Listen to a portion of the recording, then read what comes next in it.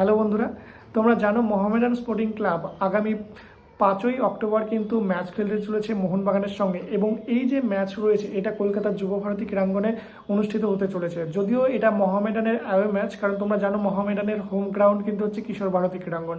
তো এই যে 5 তারিখে ম্যাচ রয়েছে মোহনবাগানের সঙ্গে, তার টিকিট কিন্তু অলরেডি বুক মাই শোতে ছেড়ে দিয়েছে।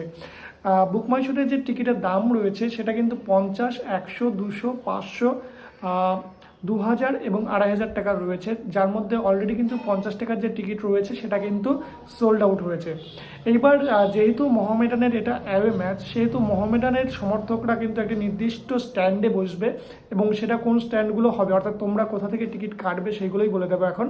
দেখো, যে যুবভারতী ক্রীড়াঙ্গনের A2 রাইট রয়েছে এবং D2 রয়েছে, অর্থাৎ ডান দিকের যে A2 রয়েছে এবং D2 রয়েছে, এবং এই দুটো জায়গাতে কিন্তু মোহামেডান সমর্থকরা টিকিট কাটবে, কারণ এই দুটো জায়গায় কিন্তু তাদের জন্য বন্দোবস্ত করা হয়েছে।